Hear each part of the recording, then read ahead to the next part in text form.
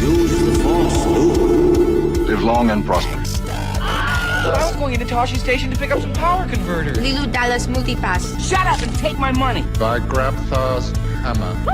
What a saving. One does not simply walk into Mordor. X never, ever marks the spot. Winter is coming. You're a wizard, Harry. Stay a while and listen. Hey, old Kermit the Frog here. Bow ties are cool. So say we all. This is a Play on Nerds.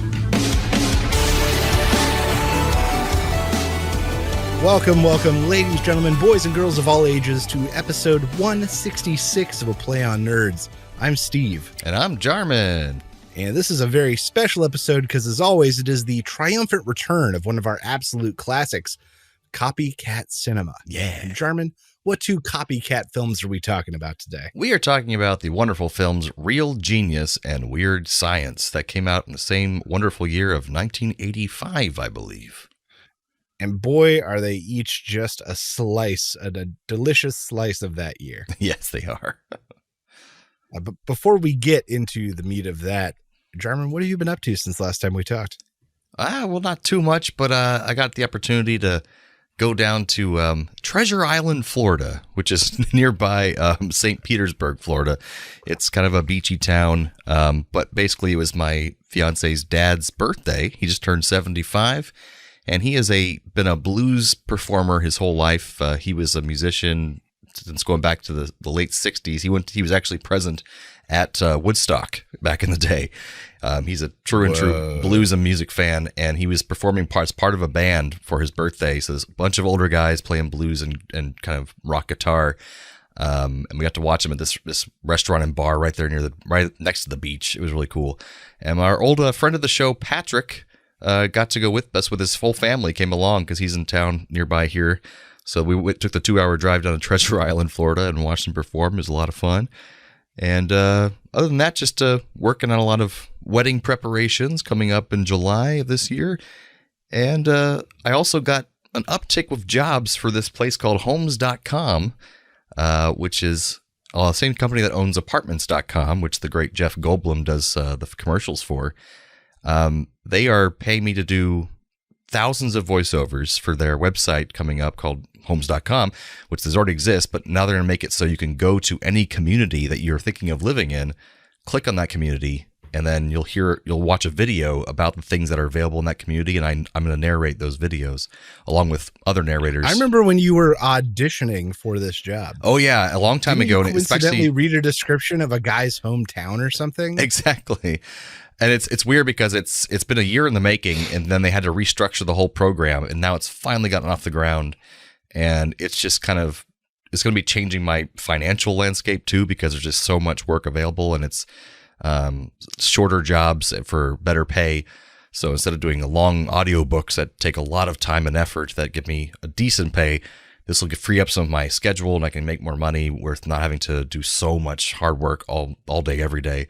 I can breathe a little bit clear because I have a wedding coming up, so it's great this popped in now. You won't have to work that corner swipe quite so hard. Exactly. My butt can finally relax. Jarman, don't turn on the red light. But anyway, Steve, what have you been up to since our last recording? Nothing, just a bunch of work. We are getting ready for a big trip. I just realized my kids might hear this, so we're going to Monterey. Mm-hmm. For a long weekend. It means Disney, folks. He can't say it, but I can. No, but if they listen to this, the jig's up, you bastard. Will they listen to this? Yes, we occasionally listen to this. Oh, no. This will come out long after that trip's done. It's okay. That's true. Because of where we're pushing this to, we'll be fine. Yeah. So yeah, so by this time, I think we'll be back from Disney. Okay, there you go. This airs. Yeah, probably. We'll be back from Disney by the time this airs. So we have kept it a complete secret from both of our children. Oh, wow. Very successfully. And we've even prepped Joyce with this narrative that we're going to go down to Monterey Bay Aquarium, which is already like a 1.5-2 hour drive. Mm-hmm. But because of the terrible storms, the roads are all messed up. And so it's going to take even longer to get there. And we're going to have to go kind of like a weird way. So I really think we can keep her off our trail until we get to the stretch of highway called the Grapevine, and that's where the Disney billboards start up. And that's what I think the jig is going to be up. There are going to be so many Disney billboards that it'll be inevitable she'll figure it out. This reminds me so much of the story from that Saturday Night Live sketch about where he tells the kids they're going to Disney World. Oh no, Disney World been burned down. He said, instead of taking my kids to Disney World, I drove them to an old burned down warehouse and told them, oh no, Disney World burned down. So we're hoping we can keep it secret and keep it safe. We're trying our best, and we're getting close. Nice. And otherwise, I wrote off in my Star Wars 5e campaign. I wrote off my character on purpose and started a new one. Yeah, because originally this campaign was pitched to us as like a short, I think he said like 10 session thing. And now it has turned into a bigger thing, both between how this DM just really lets things drag, kind of. So like we went through the first like dungeon, so to speak, 7 sessions. Oh my God. For one dungeon. 7 sessions. Yeah, dude. It was a little obscene. And so this has clearly become more than a 10 session thing. And I didn't design a character that I wanted to play for super long. Like I designed a Ewok monk who, in a world where everyone has grenades and blasters, limited usefulness. True. And he was fun for a while, but I just got to the point where I'm like, I have no answer for like half the stuff in this game because it's Star Wars. He's good on Endor, but that's pretty much where it stops. Yeah, if I was on Endor, I might be all right, but we're not. We're not on Endor. And on top of that, our DM, like for him, the enjoyment comes from really making these like difficult encounters, like difficult fights, and really stringing us out. Like that's where he finds joy. And there's a place for that. And I like a good tactical fight. And he kind of takes it to an extreme. So I made just the support character of all support characters. I made a doctor and I gave him every like healing, free, cheesy healing ability that you can imagine. I picked like tech abilities for him that are just going to either burn my DM's action economy or prevent him from doing as much damage. Like my whole kit is built around like slowing my DM down. You're fighting back. and keeping my teammates on their feet. Yes. So I got rid of the Ewok. I sent him to college. That was literally the story I came up with. And they got to meet a new friend who they like almost as much. There you go. What's the race of the doctor? He is a Bith, which are mostly known in Jabba's palace. Those weird guys look like they have like ears for faces. I don't know if I remember that. They're playing a horn. He's playing like an oboe. Oh yeah. Huge black eyes and a bulbous head. Yeah, that's the clue horn, and that's the Bith. I'm sure he's got high charisma looking like that. No, I mean exactly. Actually, no. Big surprise. He's a big whiz. He's an int character actually, because he's a physician, which is the SW5E version is like a wizard kind of. Right. There'll be no horn playing. And for instead him. of spells, I pick like maneuvers, but they're spells. Like they're spells. But yeah, so I made like the ultimate healer that I'm sure my DM is going to immediately identify and try to punish me for. So I'm very excited. That's fun. Well, very nice. Yeah. Does that take us to some nerdy news? It sure as hell does. It's time for Nerdy News.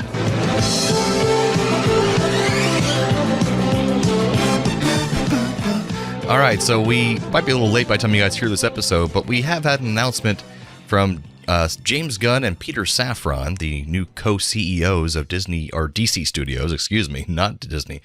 It's for their new slate of film and television to come out in the next pretty much 5-10 years. And we'll see how much of this changes over the next 5-10 years, because I bet a lot of it kind of moves around, is kind of fluid. So for movies, we have Superman Legacy, for July 11th, 2025. That's kind of the only one that has a hard date set to it. Written by James Gunn. And apparently will follow Kal-El as he reconciles his extraterrestrial origins with his human family and upbringing. So they say it won't tell the origin story of Superman, but kind of him just reconciling with that. And it will be a very young Superman, is what we were told by James Gunn. And then we have The Authority. This is a superhero ensemble that dates to a 1999 comic book series published under DC's Wildstorm imprint. And the Authority is a group of 7 heroes with very high-concept superpowers. Like one guy named Jack Hawksmoor is physically bonded to cities, drawing his strength from them, which is strange. And James Gunn says, not every film and TV show is going to be about good guys versus bad guys. Giant things from the sky come and good guy wins. There are white hats, black hats, and gray hats. And I just thought that this sounds a lot like Suicide Squad. And like him just trying to do this again with just like more, are they good, are they bad? I don't know if we need this. This is strange. Then we have The Brave and the Bold. This is the introduction of the DCU Batman, says Gunn, of Bruce Wayne, and also introduces our favorite Robin, Damian Wayne, who is a little son of a bitch, James Gunn says. The movie will take inspiration from the now classic Batman run written by Grant Morrison that introduced Batman to a son he never knew existed, a murderous tween raised by assassins. And he says it's a very strange father and son story. That's just interesting. So they'll probably recast Batman and Damian Wayne, but there is a possibility of Ben Affleck apparently coming to be that Batman. They haven't ruled that out yet, apparently. Supergirl, Woman of Tomorrow. James Gunn says we will see the difference between Superman, who was sent to Earth and raised by loving parents from the time he was an infant, versus Supergirl, who was raised on a rock, a chip off of Krypton, and who watched everyone around her die and be killed in terrible ways for the first 14 years of her life and then come to Earth. She is much more hardcore and not the Supergirl we're used to. Sounds like more, intense, dark. Swamp Thing is the last one they mentioned of the movies. DC Studios lineup announcement says only this movie will investigate the dark origins of Swamp Thing. So another dark movie. So he does guarantee that at least Superman Legacy will be light and he'll be like a bright, shining hope of Superman like we've been wanting for a long time. But The Authority, Brave and the Bold, Supergirl, and Swamp Thing all sound like dark, could have been Zack Snyder movies. So I'm hoping it's not the case because that's what made them fail in the first place. I don't know. Television, we have Creature Commandos. This is a 7-episode animated series written by Gunn that is already in production. And originally, it's a team of classic monsters assembled to fight Nazis when it was in the comics. This is a modern take on that concept, and the voice actors have yet to be cast, but the executives are looking to find people who can voice the animated characters and also portray them as the live-action versions when the anti-heroes show up in the movies and the TV series. So they'll have them be animated, but then the same actors will play them in the live action. So, but in the comics, it was literally like Frankenstein, like the werewolf, like it was all these things. Like, why? I don't know what this is about. And then we have Waller, which is another kind of leftover thing from the old universe, to spin off of Gunn's own HBO Max series, Peacemaker, with Viola Davis will come back as Waller in this series. And I don't know how it's going to fit in with the new stuff, but it's apparently still going forward. And Booster Gold is a DC Comics longtime comic relief character who's a time traveler who uses basic technology and consumer appliances from the future to make himself a superhero in the present day. And I've heard a little bit about him being a pretty funny character. It's basically about a loser from the future who uses basic future technology to come back to today and pretend to be a superhero, as Gunn describes it. It's imposter syndrome as a superhero. And I think if I'm not incorrect about this, it's like a gay character as well, which is kind of neat for them. One that I think could be kind of cool is Lanterns. This is our vision for this, Gunn says, is very much in the vein of True Detective. Oh, Saffron described that. It's terrestrial based. It will feature prominent Lantern heroes Hal Jordan and Jon Stewart, and it's one of the most important shows they have in development. Saffron says this plays a really big role in leading into the main story we are telling across film and television. So another dark show, if it's in the style of True Detective, more darkness. And then we have Paradise Lost as the last one. Both of them have described this as a series that's kind of like a HBO style Game of Thrones style drama set on the all-female island that is Wonder Woman's birthplace, Themyscira, filled with political intrigue and scheming between power players. And it takes place before the events of the Wonder Woman films. So kind of like before Wonder Woman's born, or maybe she's a little girl. I don't know. But that's what that last series. So what's your kind of thoughts on these shows and movies, Steve? So it sounds like James Gunn has identified a weakness of the MCU, and that is that Disney is unable or unwilling to go darker for the most part. And so he is going to take that and exploit it, because he can't beat the MCU at their game, so he has to play a different game, which is smart. Yeah, that's fair. So I think that is why we're seeing so many of these what appear to be darkly inclined titles, because he knows he has to play a different game. I do like that, because it is James Gunn and he can't help but introduce comedy into things. So I think that even though they're dark concepts, there will be comedy in them to lighten them up. And he's a good writer. And so it won't be like Zack Snyder, like intensely dark, everything's slow motion. You can't see anything on the screen. All the colors are muted. I don't think he'll do that. He'll get like dark subject matter, but still enjoyable to watch. I'm hoping that's what I'm looking for. I don't know. Possibly. But some of that sounds interesting, and I'm glad they're keeping Waller. Like, if there's one body to pull out of the burning wreckage that's the DCU, it's Amanda Waller. I mean, Viola Davis is amazing. She's a badass in that role. She's amazing. The role has been steadfast, even in like the Suicide Squad. It was like the one decent thing. I didn't see Peacemaker yet. Did you watch that? I have watched it. Worth it? Very silly. Very silly? Yes. Okay, that's good. I saw him in, silly. I did watch the Suicide Squad, so I saw him in that one, and he was funny in that. Yeah, you can't take it too seriously, and as long as you don't take it too seriously, you'll really enjoy it. Oh, good. Well, I guess that takes us on to our main segment, Copycat Cinema. That's right. With real genius and weird science. Now it's all changed. I'm falling from my heart and from my hand. Why don't people understand my intent?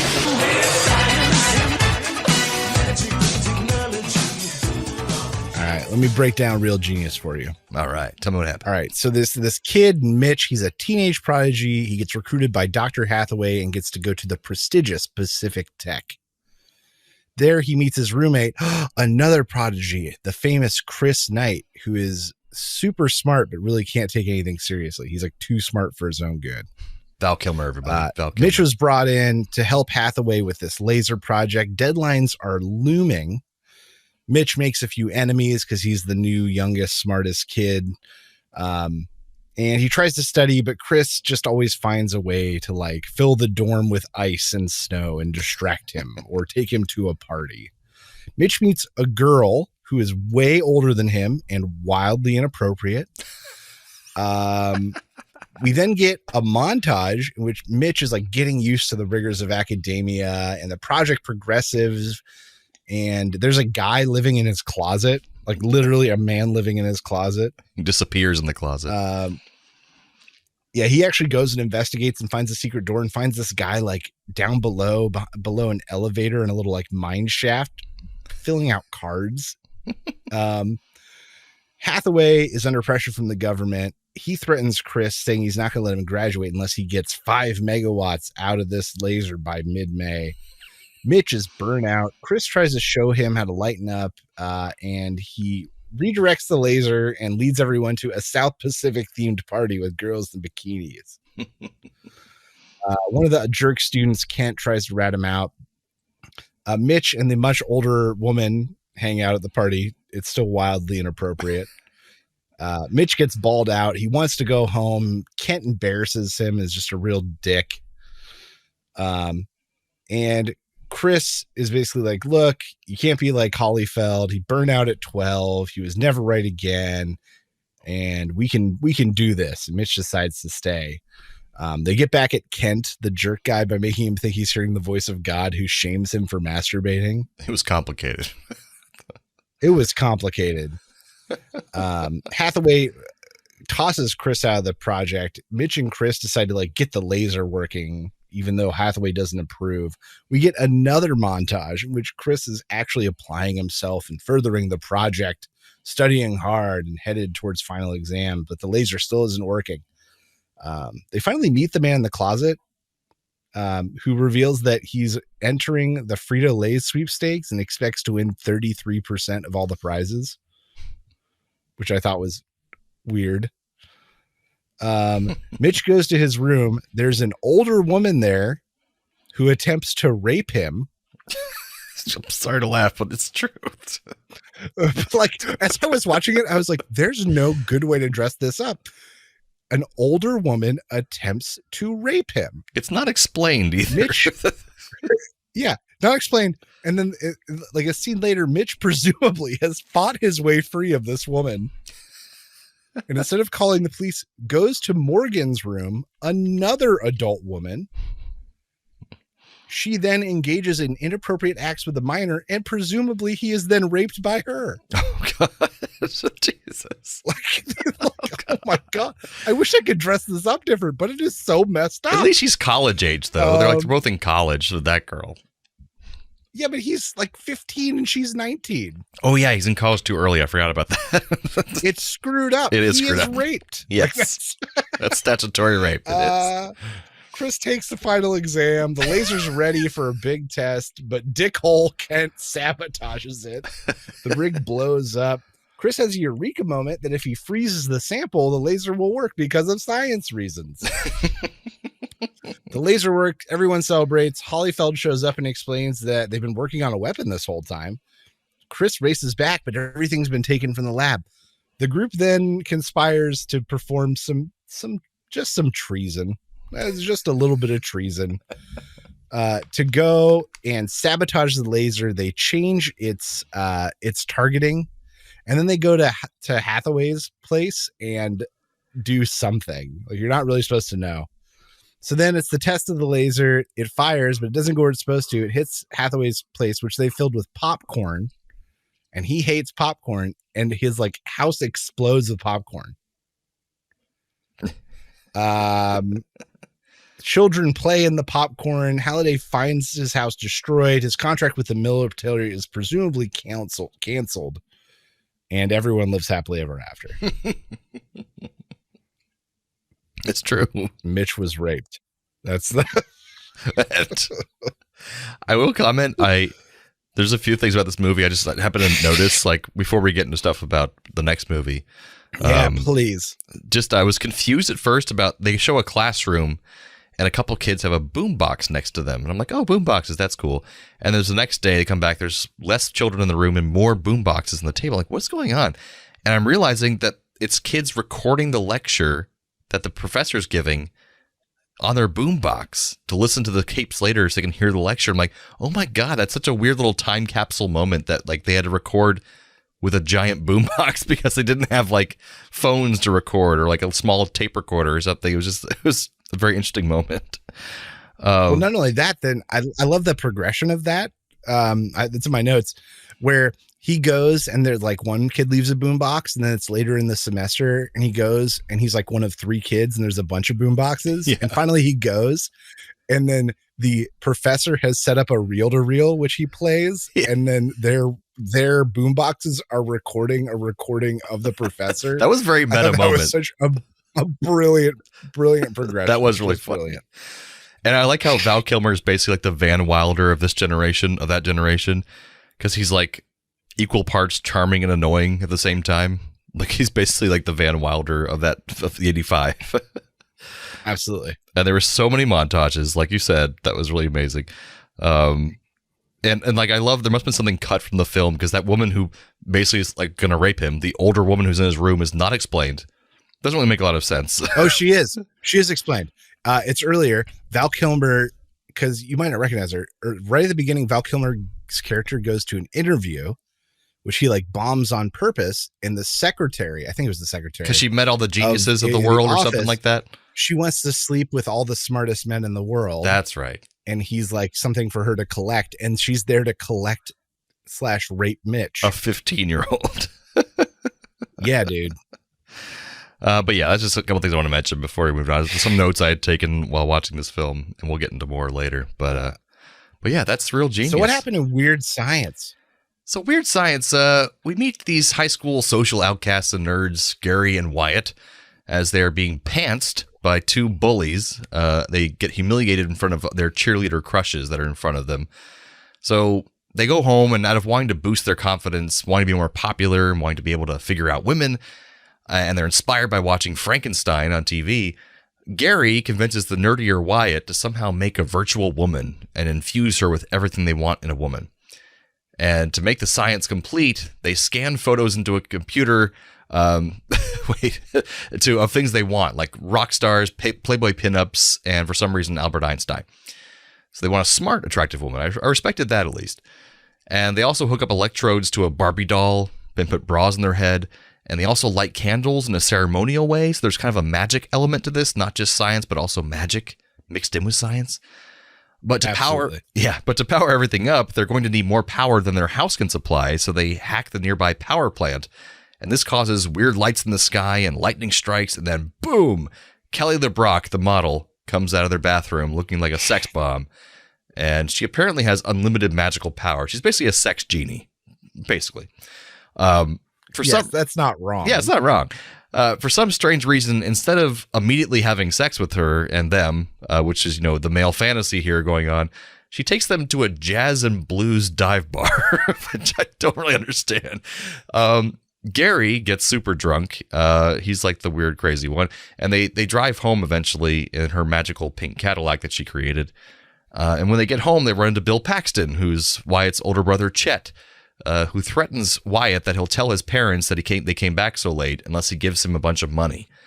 And for some reason, the boys pay him instead of using their magical genie against him at this point. I don't know why. And for some reason, they then go to the mall, but they separate from Lisa, who's what she's calling herself, Lisa.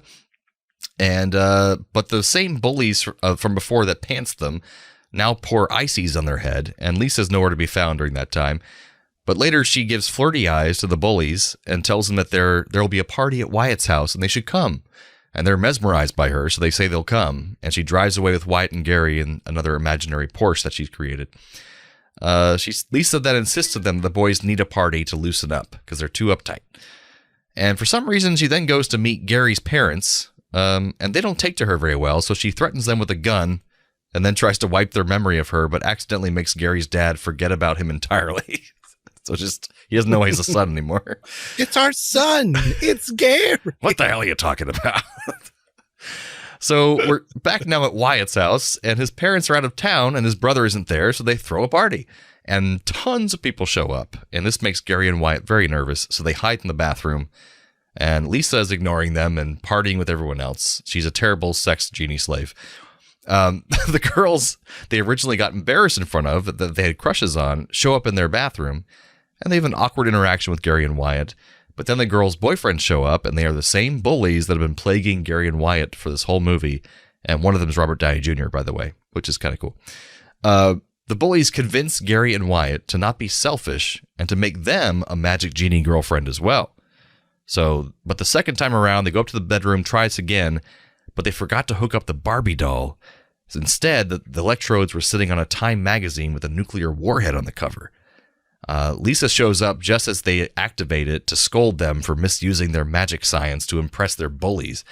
But then a missile appears from that Time magazine and slowly bursts up through their house, all the way to the second floor. And then Wyatt's grandparents show up at the party, and Lisa paralyzes them and puts them in a cupboard. Lisa comes up with an idea to boost the confidence of Gary and Wyatt in a way to make them look good in front of their friends.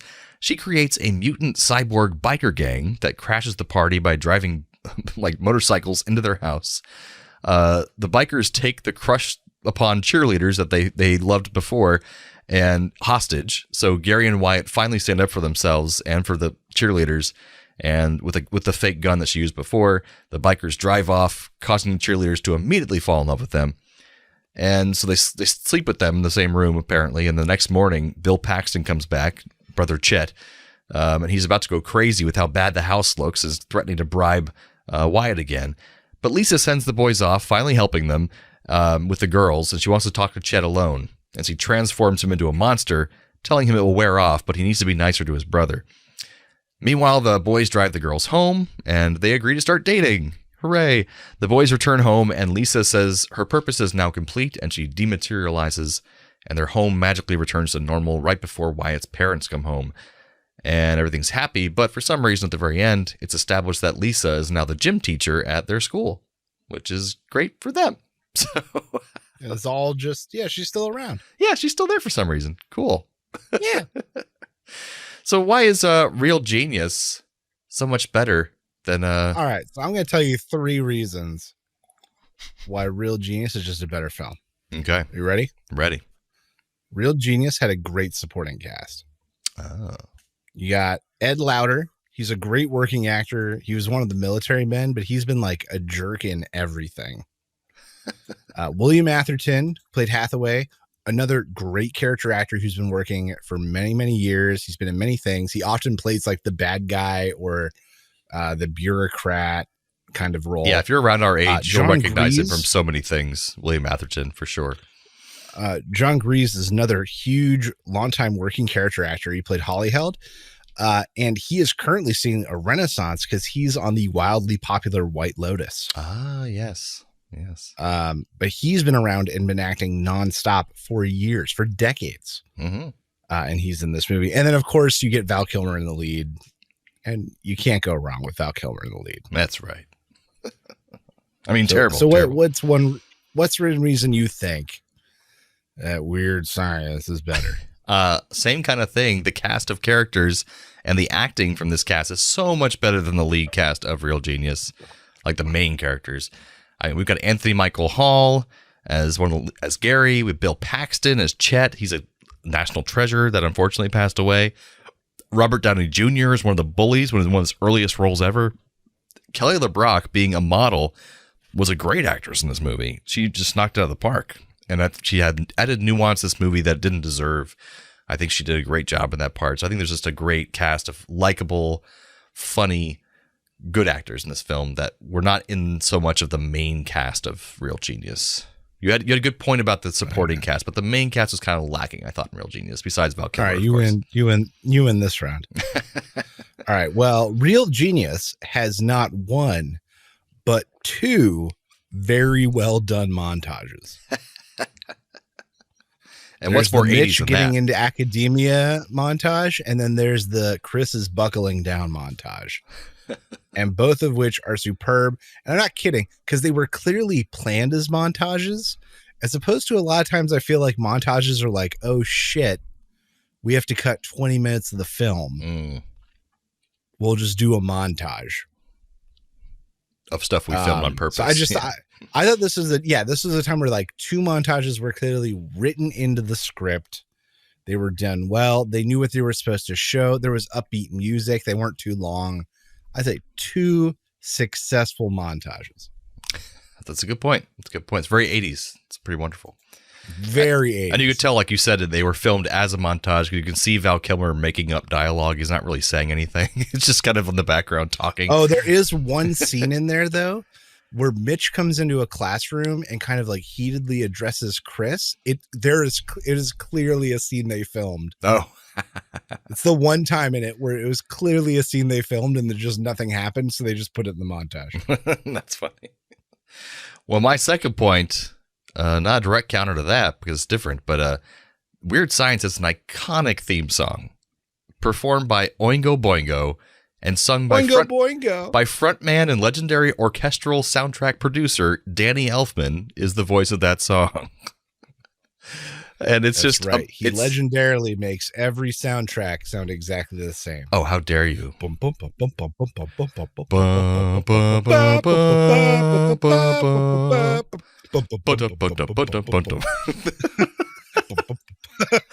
either way, this song is iconic. It'll get stuck in your head. Weird Science. It's a fantastic song. And just that song by itself.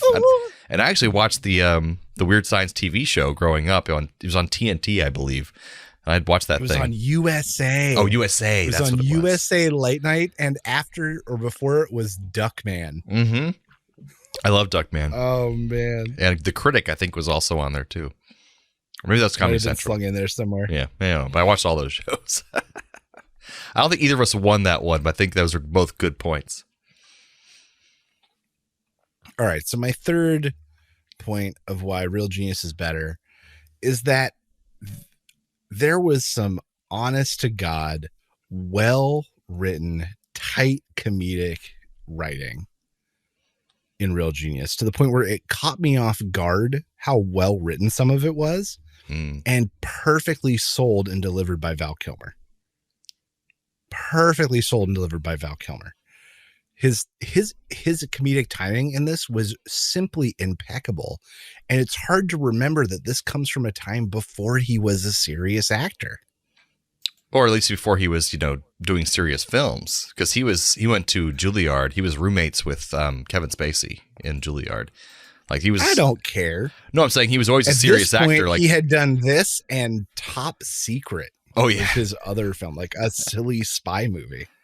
But like, I think what he reminded me of this movie so much of was Groucho Marx. His timing was very Groucho Marx, and I loved it. It was just so Groucho Marx. His interview at the beginning, where the guy's like, "Why do you have that toy on your head?" And he goes, "Because if I put it anywhere else, it chafes." It was just like so good, it caught me off. It was. It's very Three Stooges, like that kind of thing. It was hilarious. So my first two were maybe weak points or maybe a little facetious on the montage one, but I honestly believed the writing specifically in Real Genius is genuinely better than Weird Science. And which is weird because this is Weird Science is a John Hughes film. But I think I have trivia later that'll explain why this maybe is not the best written John Hughes film. And I think your point is well taken. I think you do win that point. He was drunk for a lot of it. There's a reason why this movie is not one of the better written John Hughes films. So John Hughes is well recognized as one of the best writers of the 80s, but this movie's not really one of them. But on that point, my third point would be Weird Science is a fun fantasy story with magic, a simple story with a happy ending. And Real Genius is just too complicated and has too big of stakes, too many characters and stories to follow. If you could just throw on Weird Science in the background at any point and you'll have fun no matter what scene it kind of falls on when you start watching it. It's just kind of a fun popcorn flick to just sit back and enjoy or just have in the background. Whereas Real Genius has a lot going on. That's my third point. You son of a bitch. Who do you think you are? You bastard. No, that's fair. All joking and having to defend Real Genius. It is a classic. It feels way more 80s than Weird Science, despite the fact they came out the same year. Yeah. Like, somehow Real Genius just feels so very much more 80s. But the production value on Weird Science, the storytelling, the character arcs with the boys even develop in like two phases, which is like advanced storytelling kind of stuff. Mm-hmm.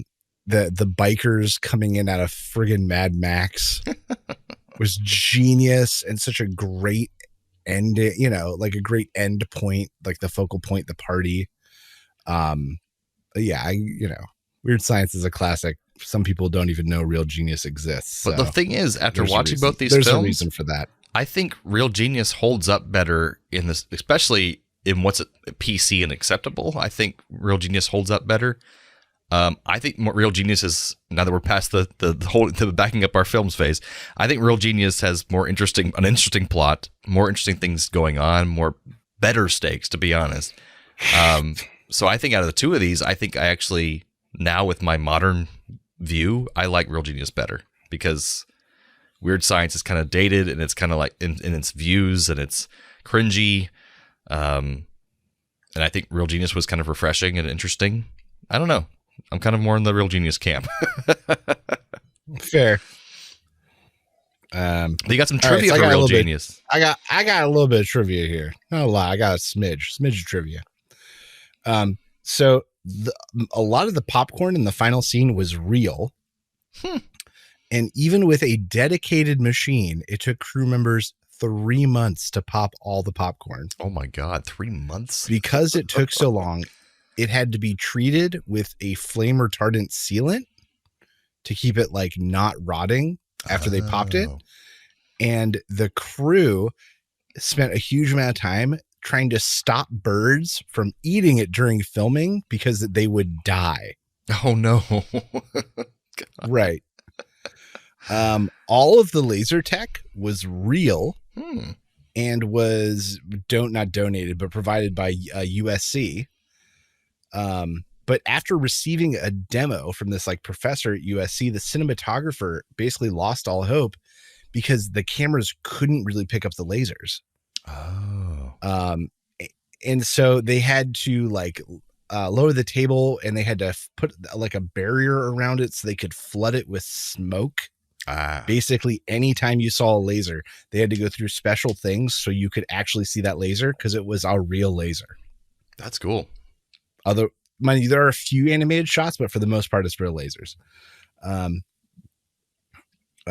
According to Tad Stones, who is the creator of Chippendale's Rescue Rangers, Jordan, the girl, was the basis for the character Gadget Hackwrench.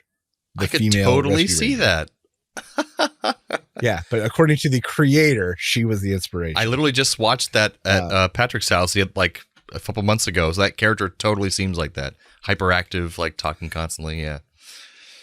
And the story writer for this was a guy named Neil Israel.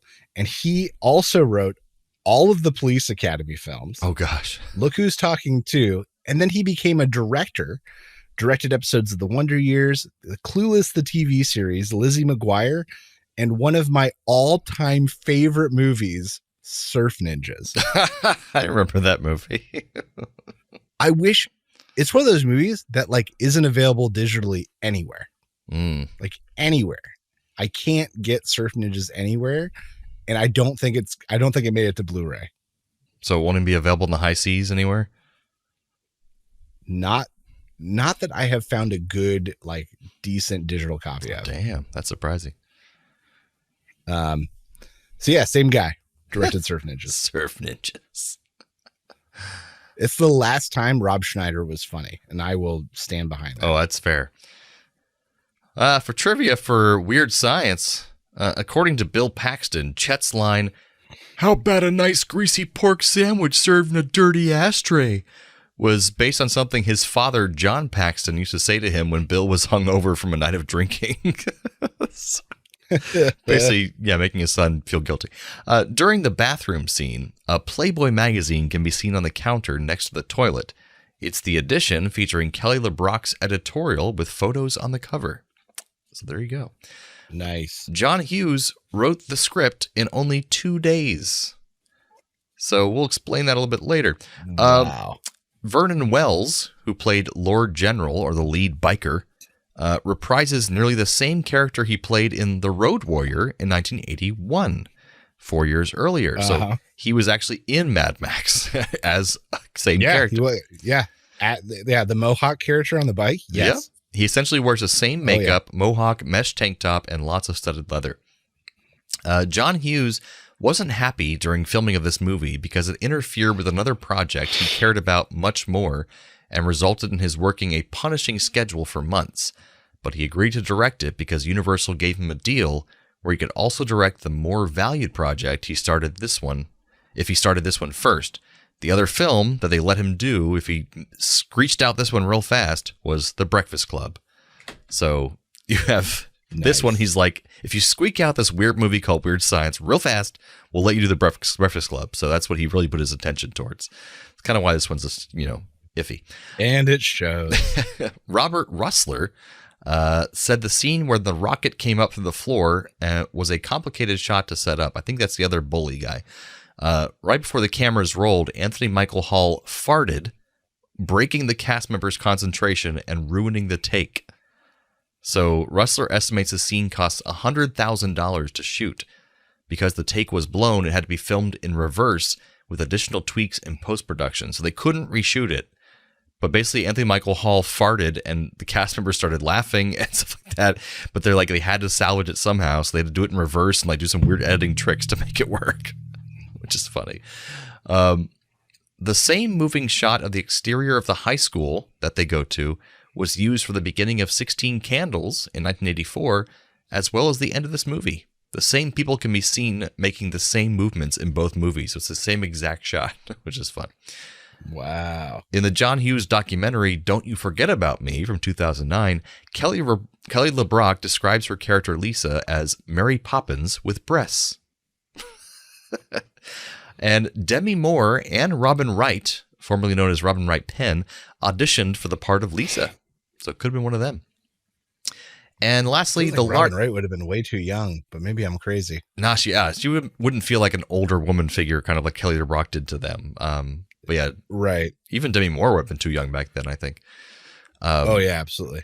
The large Chet puppet was designed to be solely operated by Bill Paxton, but he became too claustrophobic in the suit. So two little people, Kevin Thompson and Joe Geeb, were crammed inside and operated the creature in unison. So it was just Bill Paxton. He's like, I can't do this, man. And so they put two little people in there who had to be crammed inside that giant thing. So that was fun. There we go. And there's our, I think we have a bit now from Steve. It's the secret. Yeah, man. Secrets. Well, throughout Real Genius specifically, you get to see Val Kilmer prank Kent, kind of the dickhole, and it made me look into some other great college pranks. So I got a few of them here. It's the Rose Bowl, 1961. The Washington Huskies and the Minnesota Gophers are playing. Fans in the stands have had intricate cards placed on each of their seats with very specific instructions that when the cheerleaders give a signal, that the fans would stand and flip over their cards, displaying an image for the whole arena to see. The signal from the cheerleaders came. People stood up, flipped their cards, and what did it say? Caltech. Well, some Caltech students got wind of this. And they posed as reporters, and then over the course of a few days, they snuck in and switched out the cards that were in storage. So instead of spelling out like "Go Huskies," it said Caltech. That's funny. In the 1970s, at the University of Maine, streaking became a huge problem. Apparently, it was originally from a Florida newspaper, and from there, it like swept college campuses.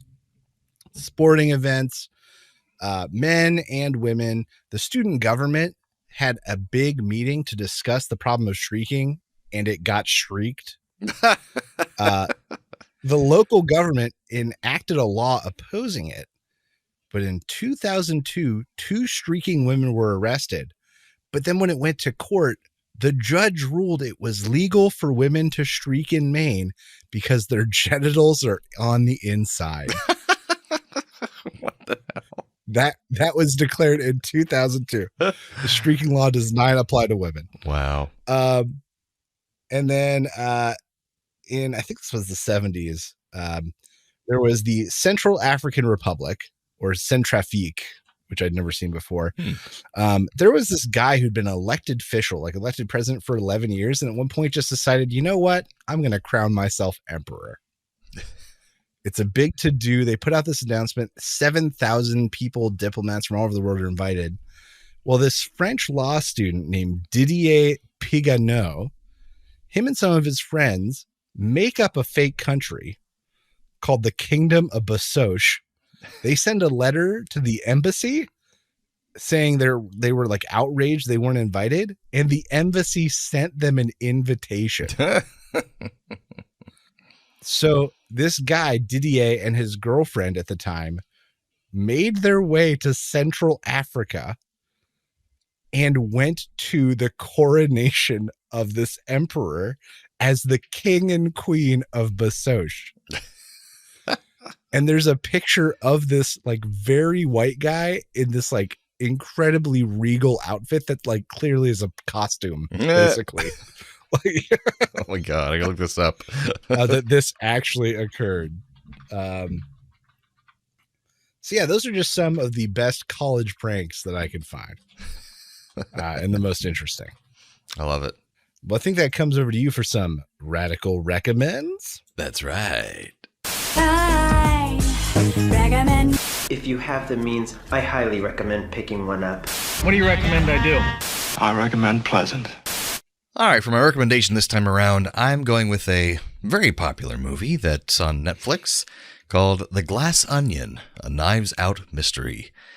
And for those who saw Knives Out, it was a fantastic murder mystery with a new character, kind of a new creation, Agatha Christie style thing, but in modern times, with Daniel Craig as a Southern gentleman who solves mysteries. And this one has a all-new, all-star cast with only Daniel Craig coming back. And it's just a very fun romp. Did you see this, Steve? I have not. I've heard good things, but I have not. Yes, it's a lot of fun. Did you see the first one? No. Oh, okay. Well, you got 2 kids. I understand. Not a lot of time to be watching random movies. But if you guys do eventually a chance to watch Knives Out first, I'm very familiar with Paw Patrol. I'm not sure if that helps me out here. Oh, give me a break. You get a lot of time to watch Real Genius and Weird Science. Yeah, I know, but I have homework for those. That's true. But yeah, they're just fun murder mysteries, and I think the first one was a little better done, but the second one was almost more fun than the first one. But both worth watching because it's just a lot of not just super serious murder mystery, but just really funny parts, and seeing so many different actors in both these films that you've never seen act this way before. They're playing totally out of the characters they normally play. So that's what makes it so much fun. Like Edward Norton in this movie is just like all over the place, and he's hilarious. Like it's just, you wouldn't expect it from him. So definitely worth watching. And it's a little bit long. So Jolie and I had to watch it over 2 sittings because we're just like, we had to go to bed and then watch it the next night because we get like an hour and a half each night to watch something. That's about it.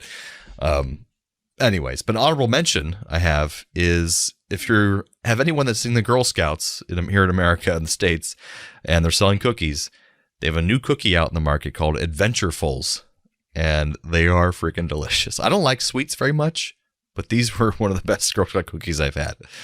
So look them up, folks. So what's the deal with an Adventurefuls? Oh, I gotta look it up now. An indulgent brownie-inspired cookie Yes. topped with caramel-flavored creme and a hint of sea salt. That does sound delicious. That's why I like it so much too, because sea salt makes it not as sweet, because I'm not a big sweets guy. And Jolie went crazy because she has middle school. She teaches middle school, and like she has so many girls that are vying for her to buy their Girl Scout cookies. So she got like 5 boxes of Girl Scout cookies. So she tried out the new one, Adventurefuls, and was like, "Oh my god, this is actually really good." So, anyways, little honorable mention there. I'm a tag-alongs man. Tag-alongs are good. Yeah, I like all of them: the samosas, the Thin Mints, the peanut butter, whatever the hells they are. They're all good, but only in moderation because I don't like much sweet stuff. I just can't do it. That's fair. That's You know fair. what I'm saying? Yeah. So I think that I brings think us that takes us on to some trailer reviews. trailer reviews.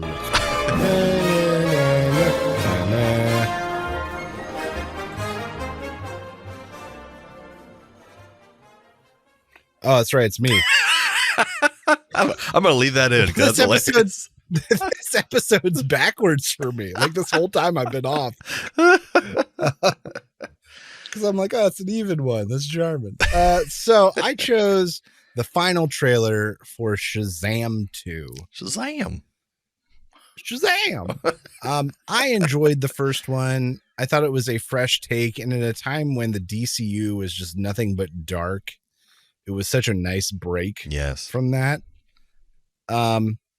This one looks like it's in that same vein, lighthearted, comedy-driven. What's his name? Zachary Levi? Yeah. Is his name? In the lead, kind of playing that lighthearted Superman kind of character. But like, I don't know if this is me or my lack of knowledge of the DC universe, but like, I don't understand why the gods are there. I don't get it. Mm-hmm. I don't understand what role they're supposed to play. I wish they just picked like a classic villain for like us dummies who don't know the DC universe that well. Right. But instead they picked like the gods and Helen Mirren and Lucy Liu for some reason.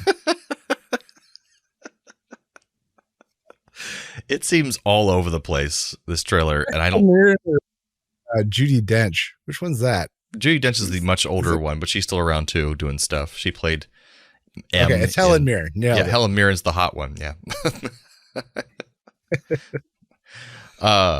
Helen Mirren's in there. Lucy Liu. I don't get it. It seems like a problem of a lot of sequels. There's too much going on. And what the hell? Who are all these people?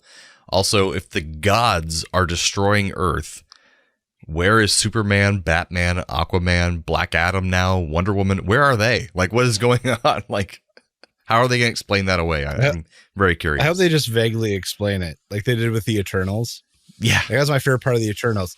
Where the hell were you guys when Thanos was wrecking the Earth? We made a promise. We made a promise not to get involved. It's like, what the shit? Yeah. But like, it's just, it really, they couldn't apparently get synergy with Black Adam which is ridiculous because Black Adam is completely related to Shazam in every way, shape, and form. He got his powers from the same person that Shazam got his powers from. He's actually in this movie. And it's just like, they couldn't, because apparently behind the scenes stuff is that Dwayne "The Rock" Johnson was just so thick-headed about being the main star and being the new life of the DC universe before James Gunn was involved, that he only wanted to be against Superman. And he didn't want anything to do with Shazam. But it's like in the comics, they're completely linked. And so it would have made sense for Black Adam to come out and then Shazam 2 to be about him versus Black Adam. That would make total sense. Instead, now we have this nonsense with these random gods coming in. It won't make sense that no one else is coming to help. Black Adam's not even in the movie. Neither is Superman. It just seems very out of place and goes to show the dying breaths of this original DCU that was not coordinated at all. Makes no sense. And also doesn't help that Zachary Levi, stuff has come out recently about him being possibly an anti-vaxxer. He's been on the Joe Rogan show saying he's super into Jordan Peterson, which is this very problematic transphobic guy who's speaking a lot. And so we already knew that Zachary Levi was super Christian, but now he's getting worse with all the stuff he's saying. So it's just like, this movie, I don't have much hope for it, to be honest. I love the first one, like you said. I liked it, but yeah, like there's way too much of a dragon in this trailer. Mm-hmm. It's like a third of the entire trailer are shots of this dragon. And he calls her Khaleesi, the one who's like controlling the dragon or whatever. Yeah, like clearly Helen Mirren's character is killed off because there's a point in the trailer where you just don't see her anymore and then it's all Lucy Liu. That's very possible, yeah. So I can tell you right now, like, they're there to avenge, but then Zachary Levi's character convinces Helen Mirren not to destroy the Earth or whatever, and she goes and Lucy Liu's like, no, we have to, and she fucking kills Helen Mirren. Guarantee it right now. You're probably right. Seeing any of the film. Spoilers. I can tell you right now that's what's going to happen. I bet you're right. Not because I'm a genius. It's because of lazy script writing and a poorly constructed trailer. That's the thing. I think they took a very original, fun first film, and this one's not going to be anything like that. It's going to try to be silly and fun, but it'll feel really forced, and this trailer did not look good to me at all. And yeah. So I'm going to give this one Raul Julia sitting on the couch, and the trailer for this just finished, and he just kind of goes, yeah. And then Gary Busey's on the couch next to him and goes, huh? And Raul goes, I said, yeah. Oh, these roommates are wonderful. That's what I give this. So I have the two of them sitting on the couch, and they both watch this trailer, and Gary Busey just lets out a giant fart and goes, and Raul Julia says, you're right. That checks out. Because this movie looks like one big fart from Gary Busey. It's a wet one. I think I sharted my pants. That's right. Oh, boy. Well, that brings us to the end of episode 166 of A Play on Nerds. What are we talking about next time, Steve? Well, next time, in honor of Shazam 2, which we just passed back. Yes, we did. We are going to be watching another predecessor film about kids lightheartedly learning to use their superpowers, and that's the Kurt Russell classic, Sky High. Oh, yeah. That's going to be a good Which old time. I've been looking for an excuse for us to review for years, and it finally happened, people. But you come on back for that and be our nerdy audience. We'll be back for that and be your nerdy co-hosts. Thanks again, Internet. Stay nerdy, my friends.